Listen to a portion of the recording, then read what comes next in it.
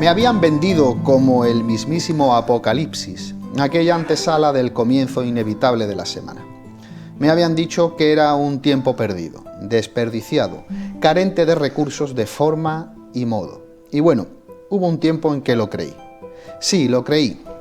Dejé de odiar las tardes de domingo cuando empecé a degustar, como el restante de un exquisito postre, los pequeños matices, cuando abandoné la idea de las grandezas materiales para sumergirme en la mismísima estética de lo pequeñito. Aquella visión intrínseca de mi alma era como abrir de par en par la ropería de mi intimidad, airear algunos recuerdos que me supieron a gloria bendita y acariciar añoranzas pasadas. Tras esas primeras reprimendas hacia mi falta de respeto sobre mí mismo, puedo decir que todo lo demás vino como canto rodado en arena fina.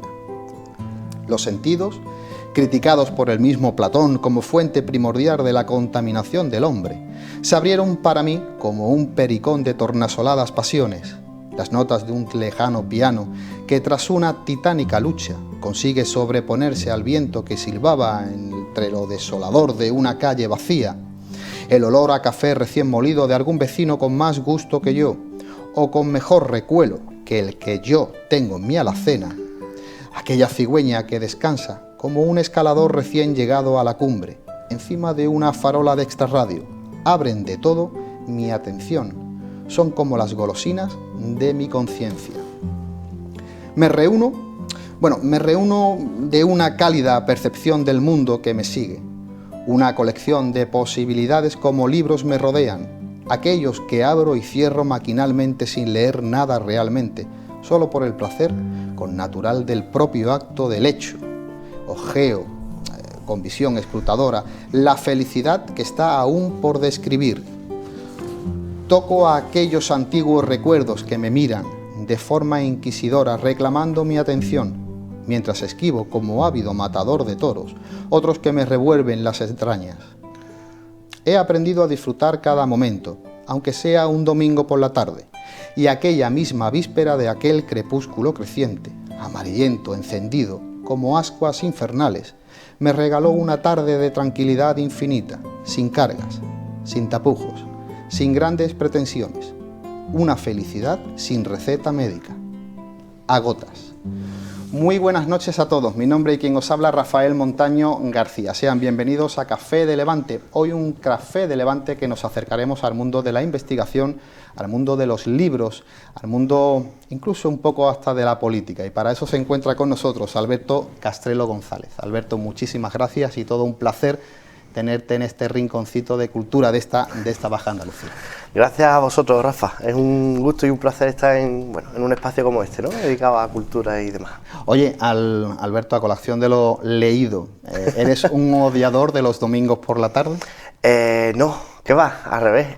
Me gusta aprovechar todo y disfruto todo. Además, estaba escuchando el texto con muchísima atención porque me veía muy reflejado, ¿no? El hecho de aprovechar los momentos, de disfrutar de los detalles, de lo simple. He tenido momentos en mi vida en los que he dado más importancia a lo superficial y llegó un punto en el que dije, un momentito, que se me están escapando las cosas importantes de verdad, y entonces, bueno, el texto me ha parecido una auténtica pasada, así que disfruto todos los domingos. Es verdad que cuando se nos escapan los momentos pequeñitos se nos escapa parte de la vida, ¿eh? Yo creo que se nos escapa la vida, porque lo demás es ruido. Totalmente. Entonces... Oye, Alberto, ¿me vas a permitir que te lea un pequeño extracto? Sí. Y dice, me llamo Alberto Castrelo, nací en Cádiz en 1985 y no soy economista, ni político, ni tengo un posgrado en ninguna especialidad de esas que suelen ponerse en la solapa de los libros.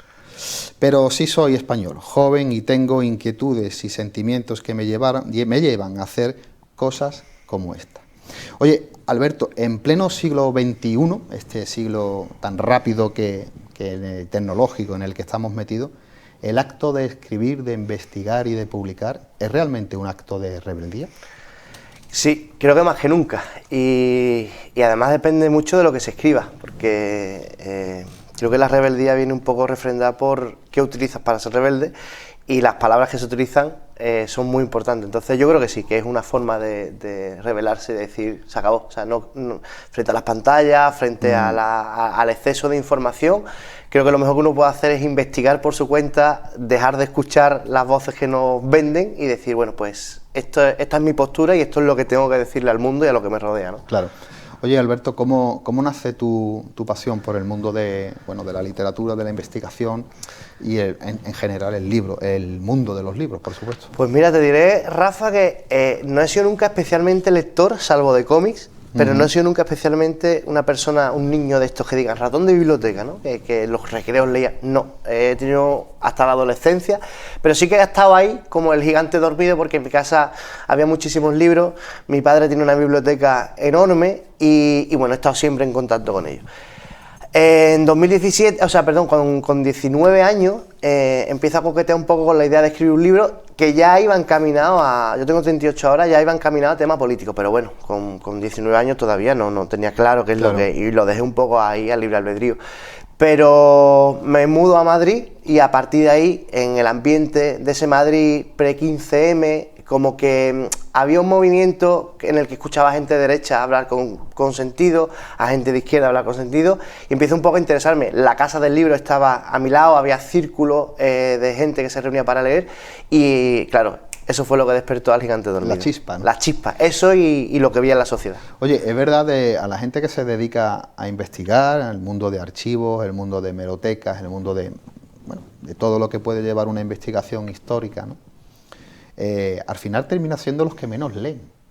Sobre todo porque no tienen tiempo, ¿no? Se meten en sus trabajos y el tiempo que tiene el libro libre es para dedicarlo a sus libros. No sé si a ti te pasa. Sí, supongo que un poco, bueno, todo lo que requiere un proceso, ¿no?, de evolución y de aprendizaje requiere mucho tiempo, y eso no te da tiempo para otra serie de cosas. Y bueno, y en investigación, pues imagínate, en mi casa están muy contentos porque si me da por la política y escribo un libro de política, Alberto se lleva 2 años informándose a piñón de política, claro, y todo es política.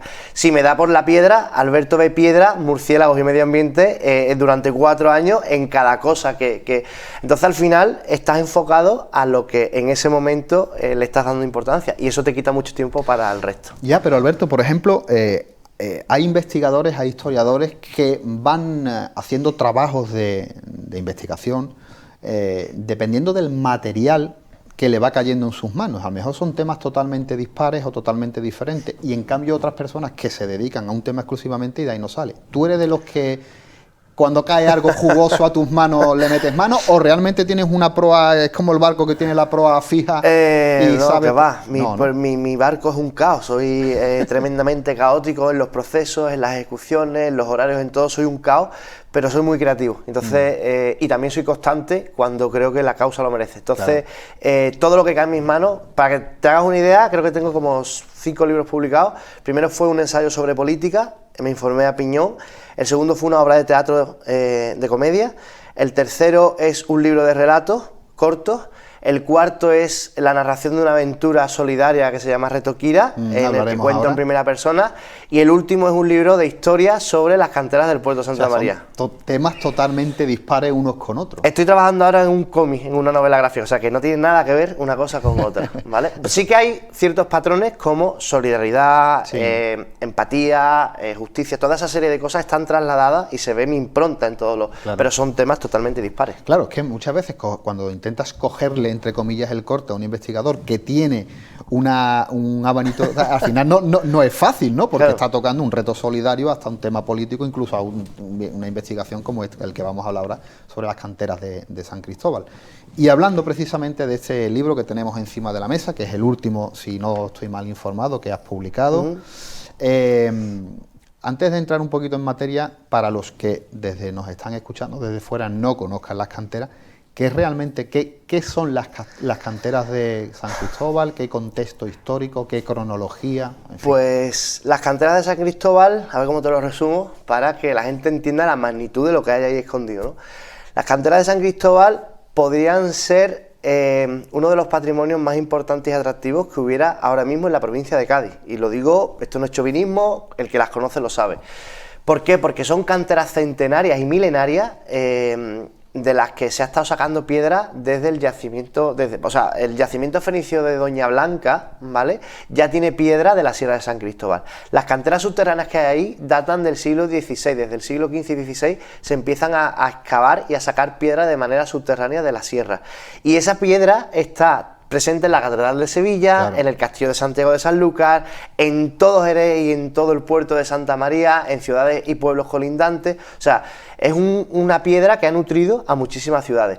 Las dimensiones de lo que hay ahí abajo son espacios que hay que vivirlos, porque solo una parte, que es la parte militar, que fueron unas canteras que se utilizaron como polvorines, tienen, si no me equivoco, son 66 hectáreas, que son 660.000 metros cuadrados de espacios subterráneos con alturas que albergan entre 20, 30 y 15 metros y bueno, y una potencia de profundidad enorme, ¿no? Entonces, tener ese patrimonio ahí implica que la cantidad de usos y la magnitud que hay, es que no hay otra cosa igual en Andalucía.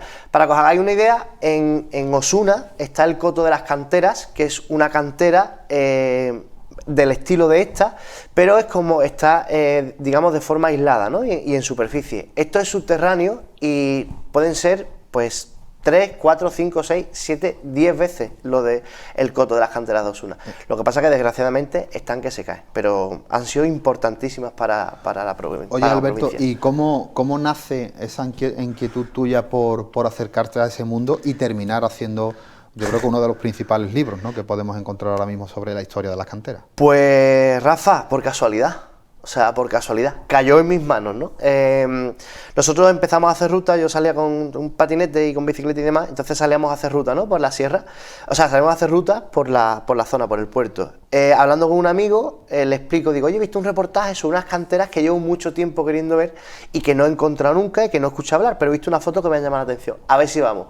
Nos pusimos en rumbo, nos pusimos a buscarla y hicimos 2 incursiones, una en febrero de 2019, que no tuvo demasiado éxito, o sea, nos llamó la atención lo que vimos, pero nada, y otra en agosto de ese mismo año.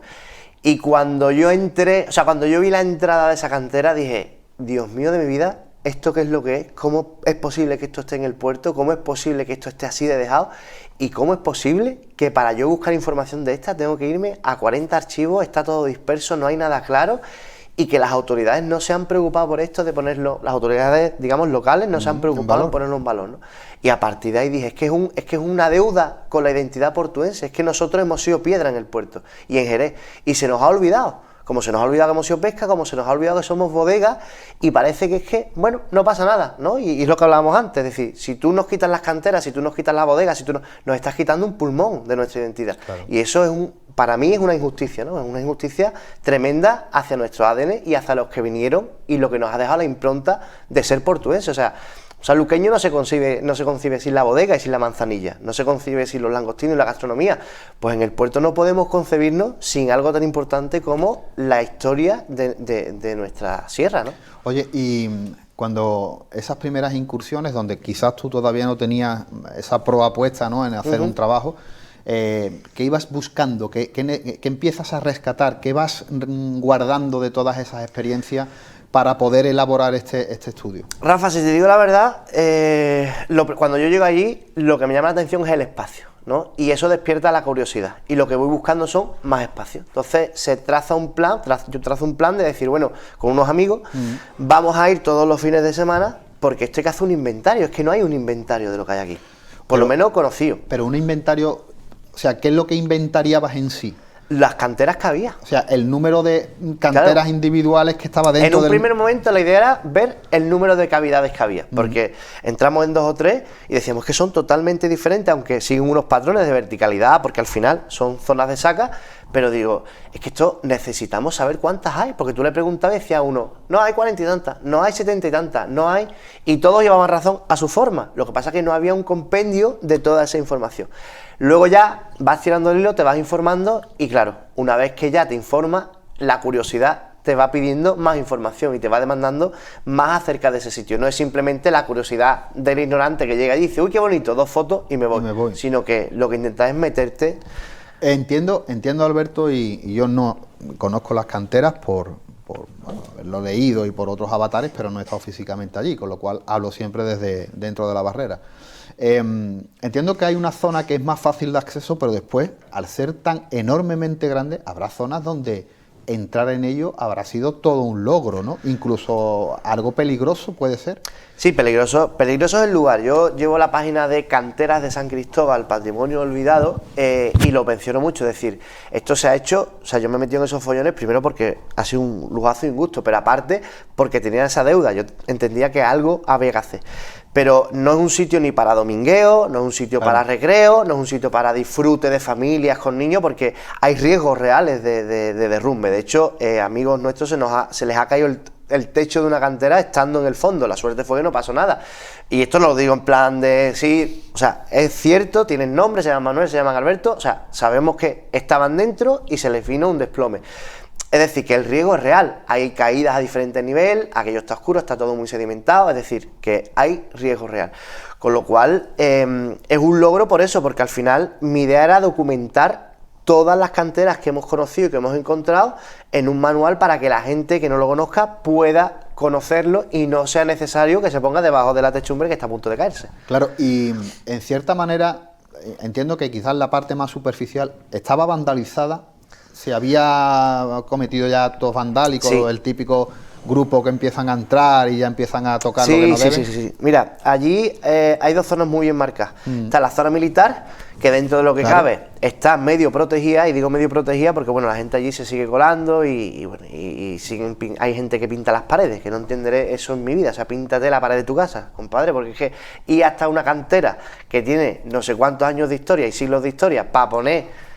No te voy a decir lo que hay allí, es absurdo, o sea, pinta en otro lado.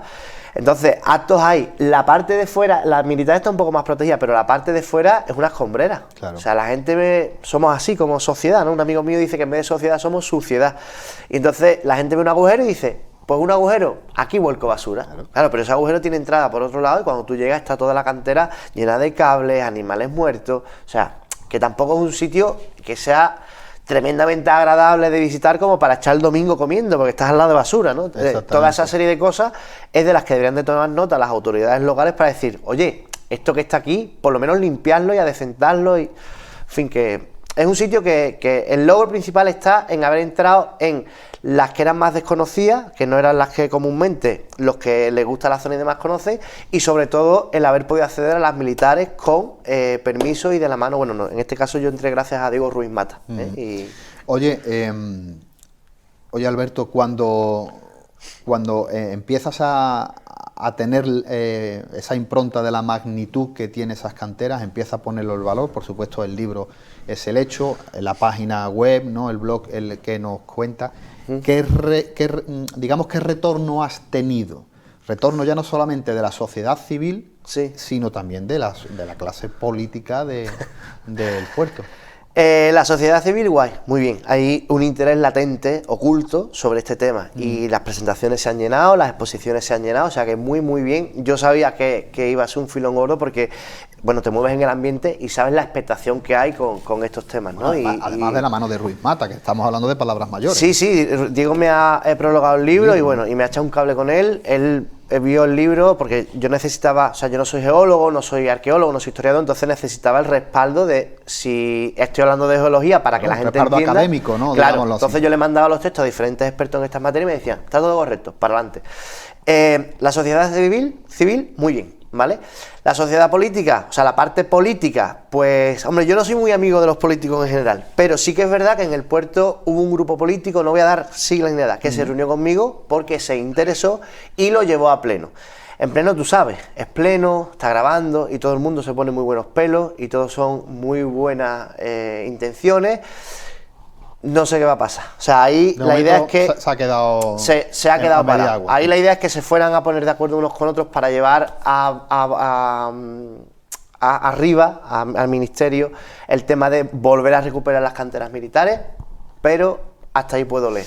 Oye, Alberto, imagino que en todos esos años donde has estado entrando de la mano de amigos y de conocidos que te han podido ayudar y que te han nutrido para el libro, habrás vivido experiencias de todo tipo. ¿qué es lo que más te ha sorprendido? Aunque ya nos has contado la magnitud, ¿no? Sí. Tal, pero ¿qué experiencia más...? No sé, al final hay, digamos que puede haber incluso una mano con lo ancestral, ¿no? Cuando viajamos a los subterráneos de nuestro mundo, ¿no? Claro. ¿Qué es lo que más te ha sorprendido a la hora de estar por ahí abajo? No sabría decirte, creo que lo que más me ha sorprendido es las marcas que hay en las paredes. ¿Pero hablamos de marca de cantería? Realmente no, y sí. O sea, marcas de cantería al uso, o sea, la marca de cantería, consideramos marca de cantería la marca que se establecía en los sillares y demás que iban a obra. En este caso no, son marcas de cantero porque las han hecho los canteros, pero no la marca de cantería al uso. Estos son, yo le digo signos lapidarios, ¿no? Porque son signos al final muchas veces como actos de fe, o sea, y signos de consagración.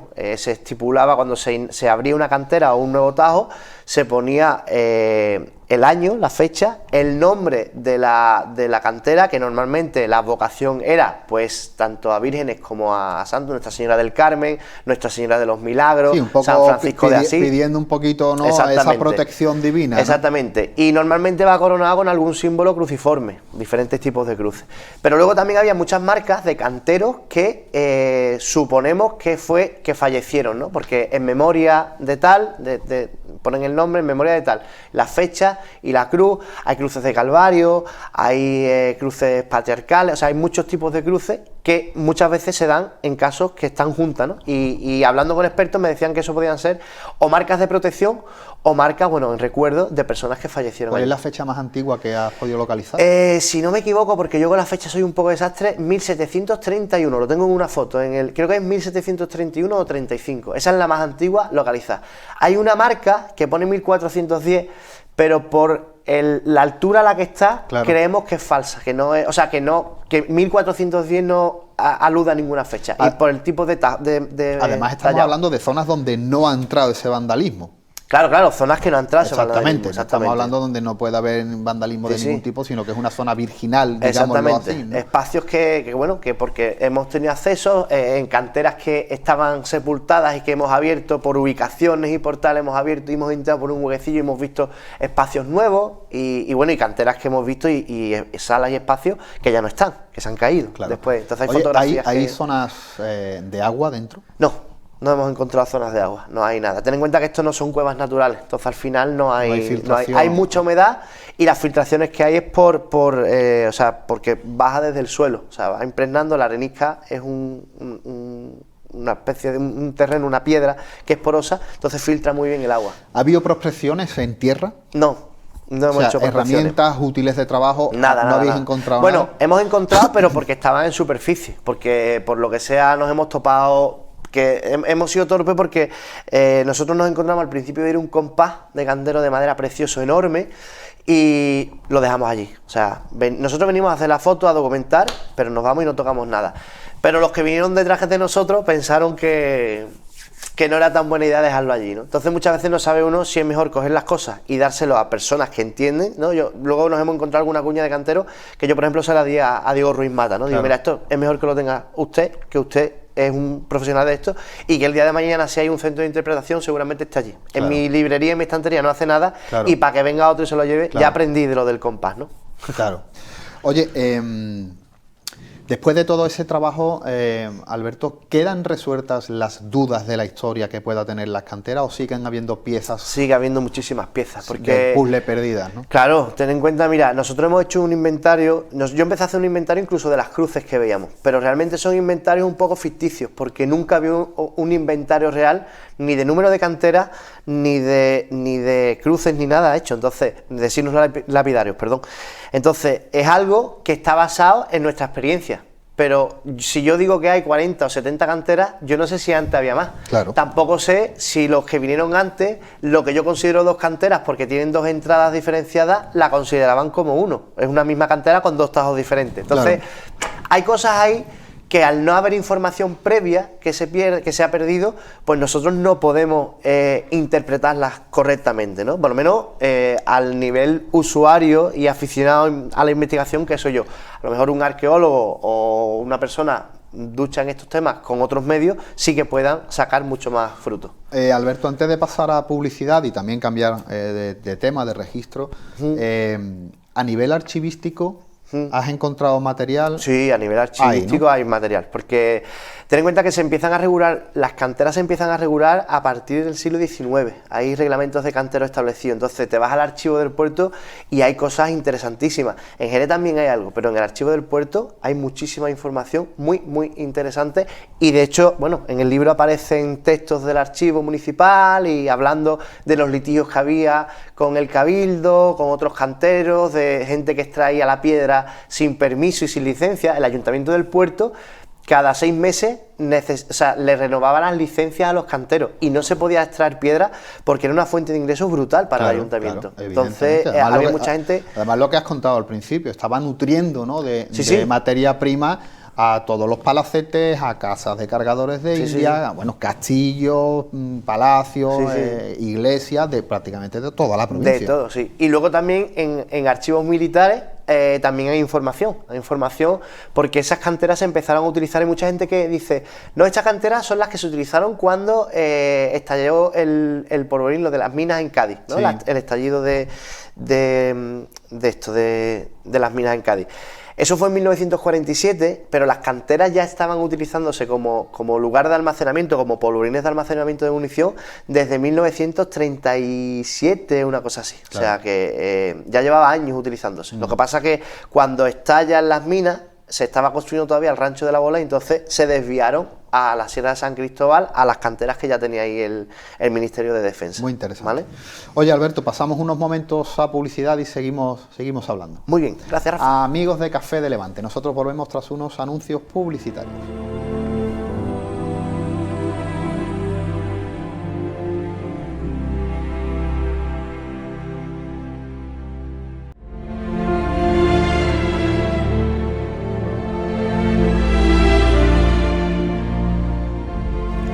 Amigos de Café de Levante, amigos de Costa Noroeste Televisión, seguimos hablando con Alberto Castrelo, hablando de de sus investigaciones. Hemos estado tocando las canteras de San Cristóbal, que me parece un libro ya no solamente utilísimo, sino necesario, ¿no?, en nuestra historia, en nuestras bibliotecas, en nuestros archivos. Bueno, ha sido un trabajo publicado por los amigos de Kaizen Editores, ¿no? ¿Cómo ha sido trabajar con el amigo Fornell, con el amigo Dani? Yo creo que habrá sido un lujo, ¿no? Yo los conozco y son tremendamente buenas personas. Sí, es una cosa que es fundamental para mí, ¿no? El tema persona va mucho antes muchas veces que el tema profesional, y en este caso se dan las dos cosas. Yo los conocí a ellos de rebote, yo mandé un poco la idea del tema de las canteras a diferentes editoriales, los contacté a ellos. En un primer momento no estaban interesados en el tema de las canteras, pero me reuní con ellos para otro tema de la novela gráfica esta de cómic que estoy haciendo, y les dije, vale, pero ¿y las canteras? Y dijeron, bueno, venga, lo vamos a sacar. Y ha sido súper sencillo, o sea, en tiempo y todo, dan todas las facilidades, te dejan, son súper accesibles a las ideas, y bueno, Dani en este caso también es súper inquieto, y Javi, lo que no se le ocurra a Dani se le ocurra a Javi, lo que no se me ocurra a mí. O sea, tenemos un chat que muchas veces da miedo porque es como...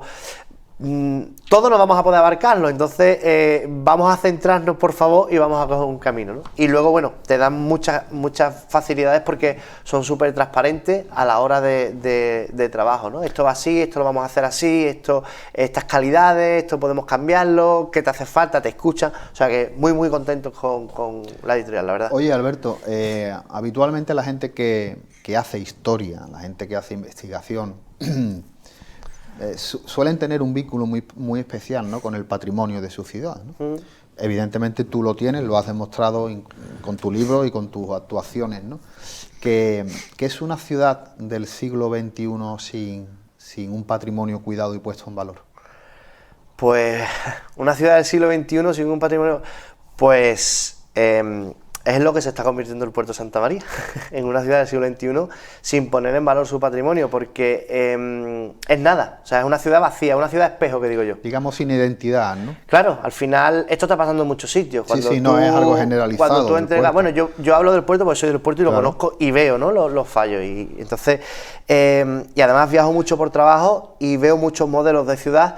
Y a mí me da miedo, porque cuando tú entregas tu identidad, o sea, la gente viene a Cádiz y viene al puerto y viene a Sanlúcar y viene por la idiosincrasia, por la cultura, por la identidad que tenemos. Claro. Si nosotros dejamos de lado, la gente viene a Jerez por los tabancos, La gente viene a Sanlúcar por los langostinos y viene porque te tomas 2 cañas y 2 tapas y estás echando un ratito en condiciones.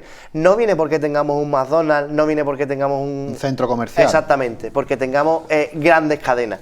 Pero es que, desgraciadamente, en el momento que entregamos la ciudad y la identidad al turismo de fuera y no le damos importancia a lo nuestro, estamos consiguiendo la ciudad espejo. Es decir, te va a dar igual estar en el puerto que en Sanlúcar, que en Jerez, que en Madrid o que en Barcelona, porque lo que van a ser cadenas de cafeterías mega grandes y la cafetería de barrio se pierde. Entonces, si no tenemos esos espacios locales, si no tenemos esa identidad, al final estamos vaciando nuestra ciudad, estamos haciendo una ciudad espejo que no vale para nada, para hacer dinero, que es lo que demanda ahora mismo el sistema y la sociedad. Sí, pero a última hora eso... digamos que eso es como el capitalismo, ¿no?, extremo, ¿no? En el momento que exprimes la vaca y ya no da más leche, claro. Mañana, hoy será Sanlúcar, y cuando Sanlúcar ya no dé el rédito que tenga que dar, o Rota, o el Puerto, o no sé, o Chiclana, pues te irás a Valdemoro, a Pinto, a Fuenlabrada, ¿no? Y harás lo mismo, por ponerte un ejemplo. Sí, no sé. es que realmente es así. Y luego tenemos una cosa para bien y para mal, que son nuestras playas. Y eso es un arma de doble filo, porque evidentemente el tener unas playas es un lujo, es algo que hay que explotar. Pero es que la gente se queda en somos playas y somos mucho más que playas, somos mucho más que noche portuense, somos muchísimo más. O deberíamos de serlo y tenemos las herramientas para hacerlo. Lo que pasa es que no se les da la importancia que se les debiera, ¿no? Claro, hay un momento en que cuando se te escapa de las manos te conviertes en Mallorca, ¿no? En una de las poblaciones de estas de turismo extremos, ¿no? Claro, exactamente. Eso ahí creo que estamos dando unos pasos, bueno, que... A mí me preocupa personalmente, pero yo no soy ningún experto, pero a mí me preocupa por lo que veo en cada uno de los viajes. Entonces, la identidad tiene que ser la base de todo en la ciudad. Oye, Alberto, dime algunos libros que hayan cambiado tu vida. Así habló Zaratustra, de Nietzsche. Sí. La rebelión de las masas, de Ortega y Gasset. Descartes. Descartes no. Jean-Jacques Rousseau, ¿cómo se llama? El libro este de Jean-Jacques Rousseau famoso. Prácticamente son todos de filosofía.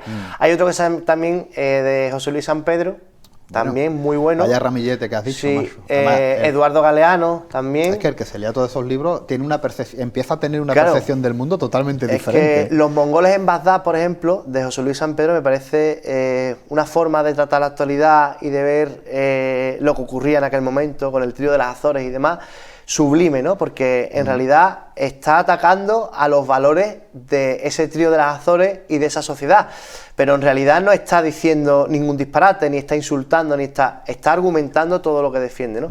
Galeano tiene obras cumbre, pero fíjate que, por ejemplo, que a mí Las venas abiertas de América Latina es un libro que me impactó mucho. Luego he leído los de María Elvira Roca Barea también, entonces como que contraponer los puntos está bien, ¿no? Informarte. Pero Galeano, por ejemplo, El mundo al revés, patas arriba, un libro que es brutal, trata los temas de una forma que te llega al hueso y a mí me encanta, ¿no? Entonces, no sé, leo mucho filosofía. Te diré que novela no leo apenas. O sea, mi librería, que es grande, está compuesta de cómics, novela gráfica, filosofía, política, ensayo, historia, pero novela, creo que tengo alguna de Pérez Reverte, creo que tengo alguna cosilla por ahí, Los asquerosos, por ejemplo, que es de Lorenzo de hace poco, pero tengo muy poca cosa. O sea, lo que más ha cambiado mi vida ha sido siempre lo que me ha hecho pensar, ¿no? Oye, otro de los libros que tenemos en la mesa y que también evidentemente marcó un momento de tu vida es No soy político, soy un ciudadano, que es más importante.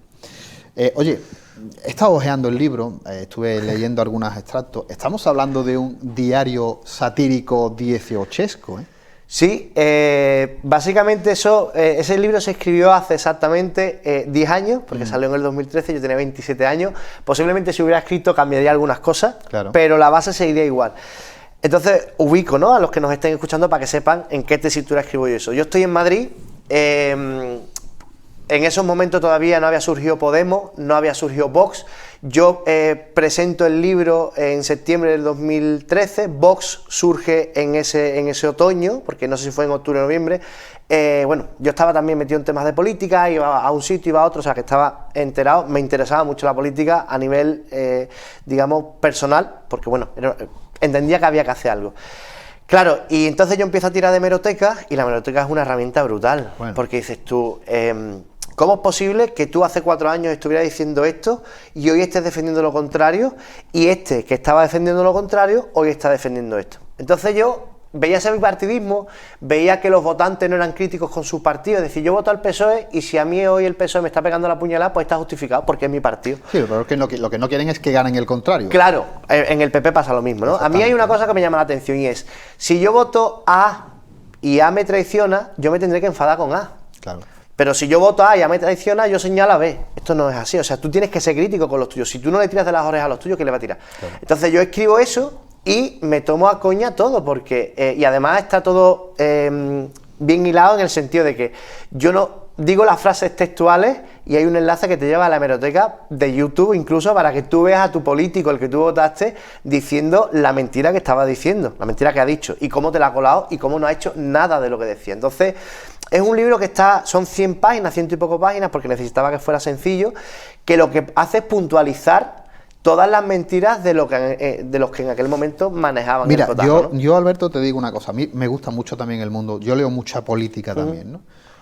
Incluso, y es más, leo más política de los que piensan contrario como yo que a los que, porque es así. Porque es lo que te enriquece en realidad. A mí particularmente me gusta mucho la prensa histórica encuadernada y tengo muchos diarios del siglo XIX contrarios a mi pensamiento, pero que son muy enriquecedores. Y cuando vemos a esos grandes parlamentarios, a esos grandes oradores del siglo XIX, Emilio Castelar, que me parece para mí uno de los... ¿Comparas con los de ahora? Y tú ves a Práxedes Mateo Sagasta, Emilio Castelar, a Cándido Nocedal, ¿no? Incluso con su ideario, y a otros tantos en esa tribuna con ese empaque, ¿no? con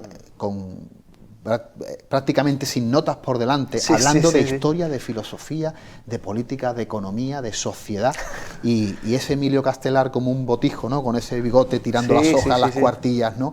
A un lado y otros prácticamente sin mirarla, te das cuenta de que, oye, había un calado intelectual que hacía que no se pudiera acercar digamos que el vulgo, que la gente de la calle, porque no había forma de acercarse, a no ser que tú tuvieras unos estudios y que tú estuvieras formado y preparado una formación enorme.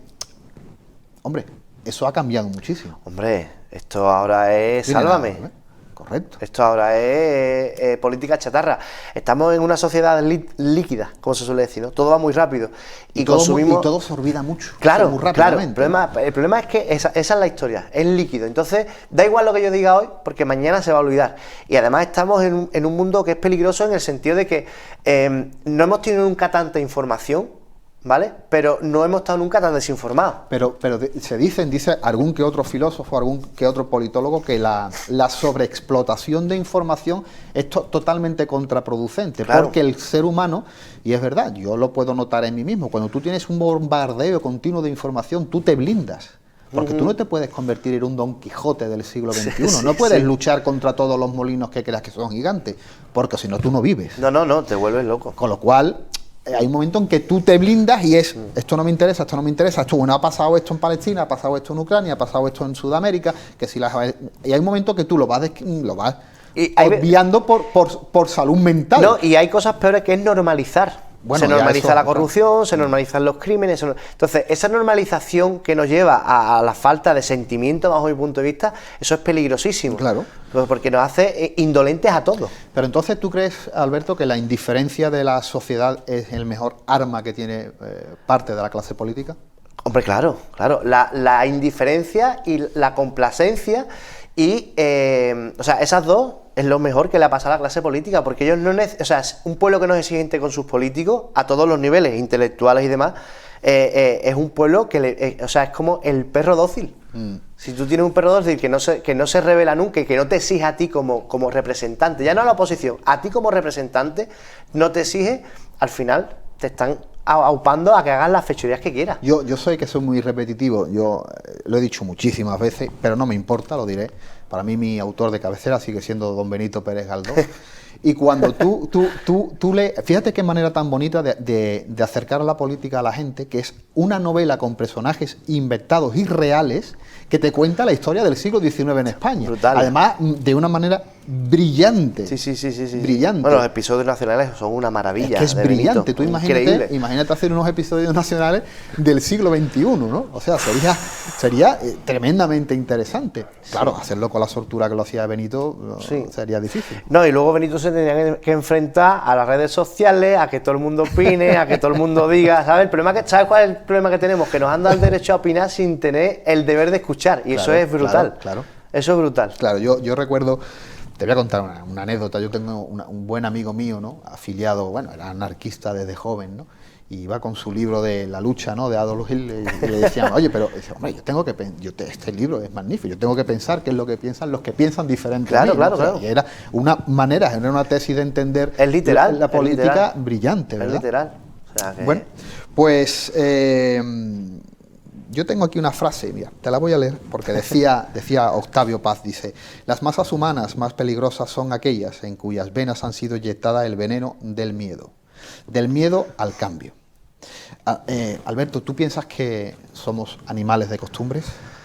Somos animales de muy malas costumbres. Si podemos coger una costumbre que es mala porque es más fácil coger la mala, cogemos la mala antes que la buena, porque la buena cuesta más trabajo, claro. Claro. Entonces somos animales de costumbre totalmente, claro. Claro. La gente tenemos mucho miedo al cambio, a quemar las naves. Lo que yo te decía antes, el quemar las naves está muy mal visto, porque es salir de la zona de confort, ¿no? Y salir de la zona de confort duele, cuesta y hay que enfrentarlo, pero lo que hay después de la zona de confort, yo he salido varias veces y he quemado varias veces mis naves a lo largo de mi vida, lo que te encuentras luego es como que dejas la caverna y te encuentras el mundo real, ¿no? El mundo real. Oye, Alberto, la verdad que es un tema que podríamos debatir a largo y tendido, pero bueno, vamos a pasar al reto Kira, ¿no? Esto me gusta más. Ya te gusta más, yo Esto sé que me te gusta gusta más. Cuéntame un poquito qué es el reto Kira para que nuestros amigos sepan en qué movida te metiste. El reto Kira es una aventura que hice yo en 2015, la primera vez se hizo en 2015, donde cogí una bicicleta y me recorrí España para recaudar fondos contra el cáncer infantil. Claro, yo no soy ciclista, que eso es importante decirlo, no había entrenado nada, la bicicleta era del Carrefour, que no es que sean malas, pero bueno, cuando uno va a hacer una ruta por España entera... Sí, hoy hay bicicletas de estas que claro, pesan 20 gramos más y no, valen 4.000 euros. Y además le demostramos a todas las grandes marcas que las bicicletas del Carrefour son una maravilla, porque todavía la tengo, desde el 2015 y está perfecta.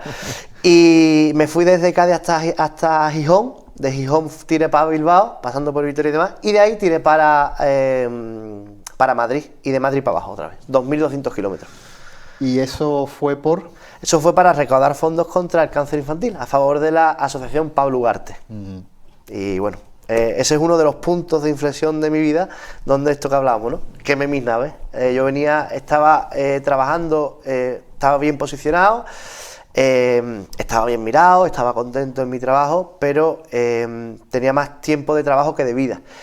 Y un año antes justo me encontré, trabajaba en el aeropuerto, no estaba en el centro de trabajo donde estaba en el 2015, pero un año antes me encontré a un chico que venía de Latinoamérica, de ayudar en aldeas infantiles a niños que estaban en riesgo de exclusión y tal, y el tipo venía descalzo y venía con una alegría inmensa y traía 4 trapos, pero venía con una alegría inmensa, y yo, que estoy allí, soy muy observador, y en el aeropuerto siempre había gente muy trajeada y siempre iban corriendo de mal humor con el móvil, y ese tipo me llamó la atención, me preguntó dónde estaban los baños, estuve hablando con él, me explicó lo que venía haciendo y a mí eso se me quedó en la cabeza, y al año siguiente le di forma a mi aventura, cogí la bicicleta y me fui, en julio, además, en plena ola de calor. Qué bueno.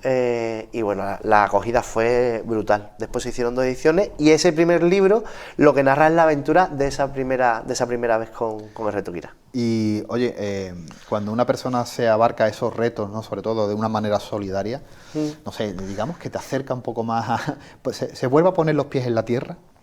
Claro, hombre, se pone muchísimo los pies en la tierra. Se ponen los pies en la tierra por muchas cosas. Y además hay una cosa bonita, que es que a tu entorno le pegas, a lo mejor no aguanta sin mano, pero sí le das un toquecito de, oye, tal.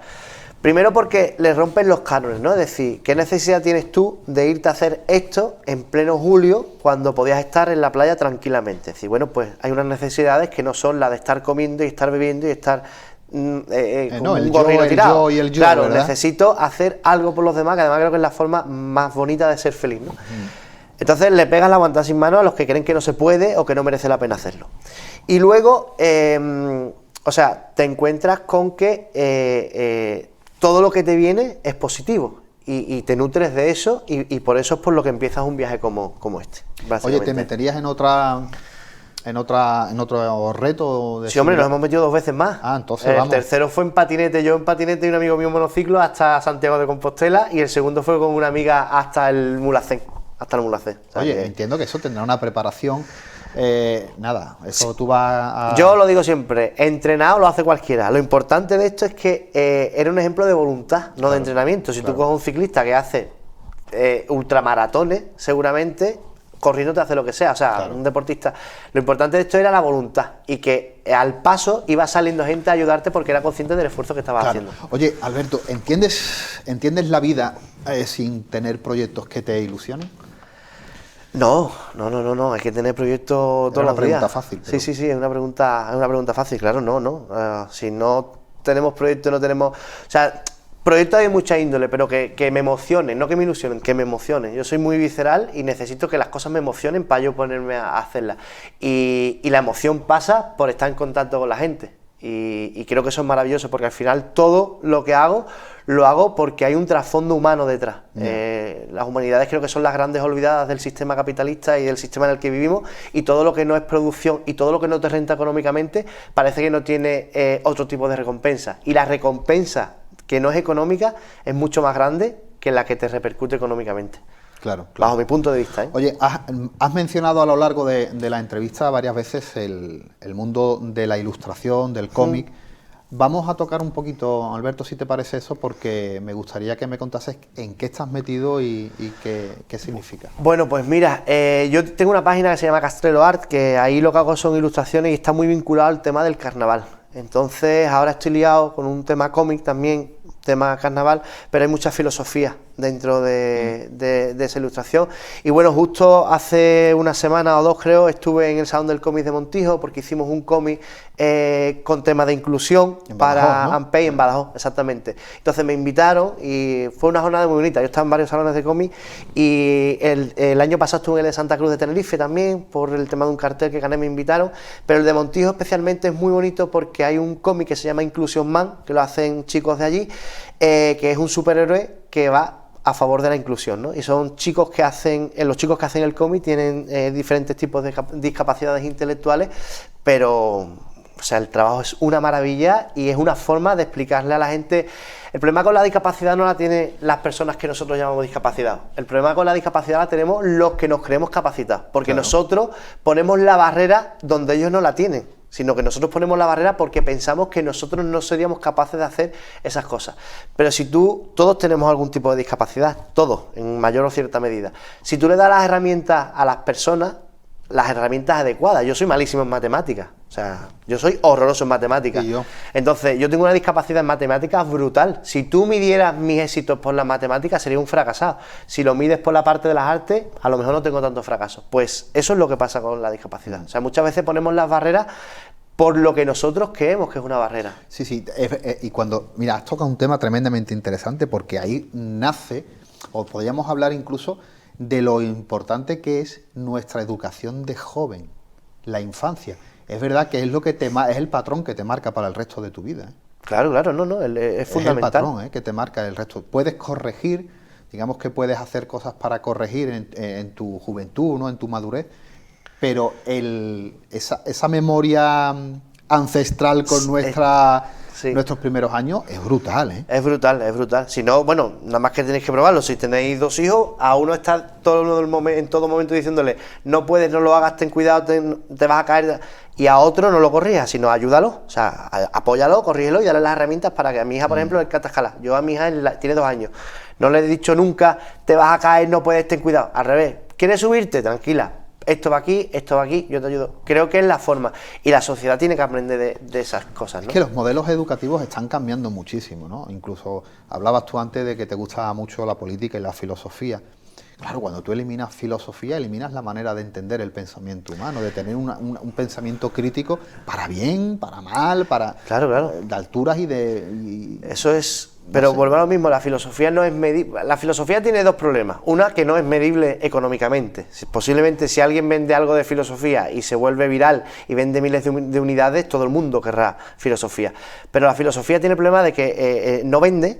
Y segundo, que te pone en el espejo frente a tus demonios, te da la capacidad crítica. Y para eso es que está preparado. Yo el libro de Nietzsche lo tiré a tomar por el culo, ¿no? Literalmente, ¿no?